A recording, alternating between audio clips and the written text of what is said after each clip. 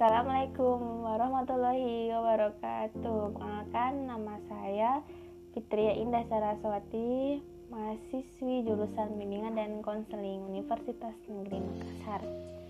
Jadi dalam video kali ini kita akan membahas mengenai asesmen dalam bimbingan dan konseling. Jadi sebelumnya, apakah teman-teman di sini sudah tahu apa itu asesmen dalam bimbingan dan konseling? Nah, jika belum, maka Fitri ingin menjelaskan. Jadi, asesmen dalam bimbingan konseling itu suatu cara, suatu teknik atau metode untuk menganalisis, mengamati, dan sebagai alat pengukur untuk mengetahui sejauh mana perkembangan siswa dalam proses belajar pembelajaran di sekolah. Dalam bimbingan dan konseling ini memiliki beberapa jenis-jenis non-tesnya. Yang pertama, angket, kedua wawancara, ketiga observasi, keempat sosiometri, kelima biografis, keenam inventory, ketujuh aum alat ungkap masalah umum, kedelapan aum alat ungkap masalah PTSDL. Nah, mau tahu bagaimana kelanjutnya dan bagaimana secara rincinya? Yuk simak video ini sampai. Jadi selanjutnya kita akan membahas salah satu dari 8 jenis tes asesmen dalam bimbingan konseling yang tadi saya sebutkan. Yang pertama adalah angket. Jadi angket adalah suatu kuesioner yang berisi sejumlah pernyataan atau pertanyaan yang tertulis untuk menyatakan fakta atau opini yang berkaitan tentang diri responden. Jadi angket ini memiliki fungsi sebagai pedoman atau acuan untuk membuat panduan program kerja bimbingan dan konseling. Nah, asesmen ini memiliki 5 jenisnya.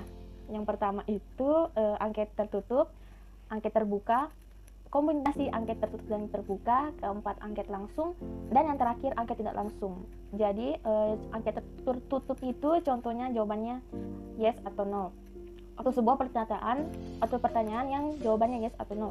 Kedua, angket terbuka yaitu angket yang berisi pertanyaan yang jawabannya untuk memberikan opini atau pendapat dari responden. Terus angket kombinasi tertutup dan terbuka itu angket yang berisi pertanyaan yang membuat responden menjawab bisa langsung pilihan ganda yes atau tidak, atau campuran dari ya atau tidak dan berikan alasannya berupa opini atau pendapatnya. Kemudian angket langsung yaitu angket yang berisi suatu pernyataan atau pertanyaan tentang langsung menuju ke identitas pribadi konseli atau responden. Dan yang terakhir, angket tidak langsung yaitu angket yang berisi pertanyaan atau pernyataan mengenai pendapat orang lain. Misalnya, apakah ibu kamu sering membantumu dalam mengerjakan tugas di rumah? Jadi dalam metode angket ini alangkah baiknya kita menggunakan bahasa yang sopan agar tidak menyinggung responden.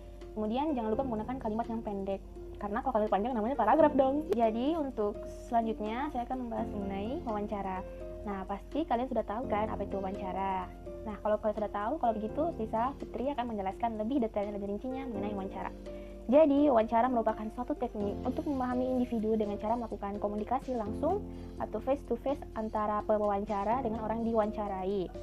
Wawancara dilakukan berguna untuk mengetahui atau memperoleh informasi mengenai keadaan yang seutuhnya dari konseli. Di dalam pelaksanaannya, wawancara itu harus ada narasumber dan pewawancara. Itu hal yang sangat penting. Wawancara juga kita harus menggunakan bahasa yang baku, mudah dimengerti, jangan terbelit-belit, dan hindari pertanyaan yang menyinggung responden atau narasumber. Jadi dalam wawancara juga kita harus memperhatikan body language, bersikap tegap, kontak eyes, kontak mata yang baik dalam pewawancara dengan diwawancarai, dan kemudian kita harus menghargai, mendengar semua pendapat dan opini apa yang dikatakan, dan jangan sekali-kali memotong pembicaraannya. Kita lanjut ke pembahasan mengenai observasi. Observasi itu sebenarnya suatu tindakan untuk menggambarkan segala sesuatu yang berhubungan dengan objek penelitian. Nah, setelah itu kita mengambil keputusan, lalu disusun menjadi sebuah laporan yang relevan dan dapat bermanfaat bagi sebuah bahan pembelajaran. Jadi dalam observasi ini memiliki dua bentuk. Yang pertama observasi partisipan dan yang kedua observasi non partisipan. Jadi observasi partisipan itu observer atau konseli langsung mengamati dalam kejadian tersebut. Sedangkan yang non partisipan biasanya ada pihak ketiga atau observer tidak melakukan pengamatan secara langsung. Langkah-langkah yang harus dilakukan dalam observasi, yang pertama kita harus menentukan dulu tujuannya. Apa sebenarnya tujuan kita untuk melakukan observasi tersebut. Terus kita harus mengidentifikasi masalahnya dan semuanya tentang kasus tersebut atau hal yang mau diobservasi. Kemudian kita membuat skala penilaian. Skornya dari 0 sampai 10 atau skornya berapapun yang kalian inginkan untuk menggambarkan situasi tersebut. Dan yang terakhir membuat pedoman pengisian yang jelas. Setelah itu baru kita rangkumkan disusun untuk membuat laporan. Pembahasan mengenai observasi. Sekarang kita melangkah ke sosiometri. Jadi sosiometri itu berasal dari bahasa Latin, terdiri dari dua kata, sosius yang berarti sosial dan metrum yang berarti pengukuran. Jadi sosiometri adalah sebuah cara mengukur derajat hubungan antara manusia dengan manusia lainnya atau antara individu dengan individu dengan kelompok. Ini memiliki tujuan untuk mengetahui atau menggali data tentang pola hubungan antar pribadi, individu dengan individu lainnya. Terus yang kedua, mengidentifikasi perilaku sosial incongruent. Jadi selain untuk mengetahui pola pribadi dengan temannya, hubungan dengan orang lain, kita juga bisa mengetahui bagaimana kesehatan mentalnya. Dan sebagai salah satu sumber diagnosa kesulitan belajar dan berbagai macam persoalan sosial lainnya dalam lingkup sekolah maupun kampus atau dunia di lingkungannya. Sosiometri ini memiliki dua pengukuran. Yang pertama itu kriteria khusus yang diukur ini bagaimana kita mengetahui untuk mengukur sikap dan perasaan terhadap anggota lain kelompok dalam situasi tertentu. Contohnya itu teman, partner diskusi, atau teman jalan. Terus yang kedua, kuesioner, yaitu mengukur sikap dan perasaan terhadap anggota lain tapi bukan dalam situasi khusus. Misalnya itu sahabat, orang yang tidak disukai, orang yang dibenci, orang yang paling dicintai, seperti itu contohnya. Jadi sosiometri itu menggunakan angket untuk mengetahui semua persoalan sosial yang terjadi antara hubungan individu dengan kelompok. Membahas mengenai biografis. Jadi biografis ini merupakan metode yang digunakan sebagai untuk mengetahui kehidupan individu, baik itu dibuat oleh individu tersendiri ataupun ditulis dengan orang lain, melalui tulisan yang mudah dipahami dan melalui tulisan yang dapat mengetahui segala macam lika-liku peristiwa atau kejadian-kejadian yang dialami individu selama kehidupannya. Jenis biografis ada dua, biografi dan autobiografi. Kalau biografi itu tulisan mengenai seluk-beluk kehidupan seseorang ditulis oleh orang lain. Misalnya bagaimana perkembangan anak, cita-cita dan harapan anak, ataupun berapa pahlawan revolusioner. Terus autobiografi yaitu tulisan seluk-beluk kehidupan seseorang ditulis oleh dirinya sendiri. Misalnya curhatannya ataukah opininya, esainya, dia sendiri menulis tentang kehidupannya pribadi sendiri. Lanjut ke pembahasan tes inventory. Jadi tes inventory adalah tes-tes yang menggunakan paper atau pensil yang digunakan untuk mengetahui self report questionnaire untuk menentukan karakteristik kepribadian, minat, sikap, bakat, dan nilai-nilai dalam diri individu. Jadi tes ini sangat berguna banget untuk mengetahui karakteristik kepribadian individu, apa motivasinya, bagaimana dia menyesuaikan diri, dan prasangka-prasangka yang terdapat dalam dirinya.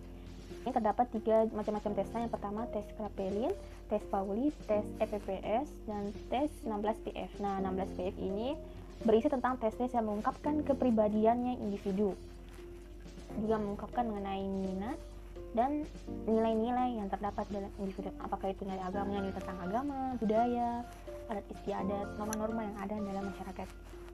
Kita lanjut ke AUM dasar atau alat ungkap masalah umum. Jadi AUM merupakan sebuah alat yang digunakan untuk mengungkapkan masalah-masalah siswa, mahasiswa, dan masyarakat yang secara menyeluruh mengungkapkan masalah semua yang ada dalam kehidupannya. Tujuannya adalah untuk memahami, memperkirakan, dan mengungkapkan masalah yang dihadapi oleh konselor atau responden. PTSDL ini lebih mengklasifikasikan mengenai pembelajaran di sekolah. PTSDL ini mengungkapkan 5 aspek. Yang pertama, prasyarat penggunaan materi pembelajaran, keterampilan belajar, sarana belajar, keadaan diri pribadi, lingkungan belajar, dan sosio-emosional. Dari AUM PTSDL ini, yang pertama, untuk membantu guru BK dalam menentukan layanan bimbingan dan konseling khususnya berkaitan dengan masalah belajar peserta didik. Kemudian yang kedua, mengidentifikasi masalah yang berhubungan dengan pelajar. Yang ketiga, membantu peserta didik yang bermasalah dan menyelesaikannya masalah belajarnya sebagai alternatif memberikan layanan bimbingan konseling. Dan yang terakhir adalah sebagai dasar penyusunan program pelayanan konseling yang memungkinkan konselor untuk berkembang dalam hal tugas dan belajar di sekolah. Yang sering dialami oleh responden atau konselor yang pertama berkaitan dengan jasmani dan kesehatan, data pribadi, ekonomi dan keuangan, karir dan pekerjaan, pendidikan dan pembelajaran, agama, nilai moral, hubungan muda-mudi atau hubungan sosial, terus keadaan dan hubungan dalam keluarga dan waktu senggang. Juga berisi selembaran jawaban dan buku panduan pengisian AUM yang bertuliskan beberapa item-item pertanyaan dan pernyataan yang akan dijawab oleh siswa.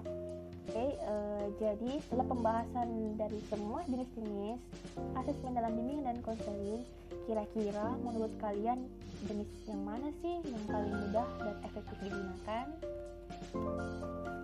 Untuk kalian yang sudah mengikuti video ini sampai habis, sekian dari saya dan semoga video ini bermanfaat. Wabillahi taufiq hidayah. Wassalamualaikum warahmatullahi wabarakatuh.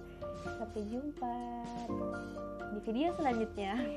Assalamualaikum warahmatullahi wabarakatuh. Selamat malam.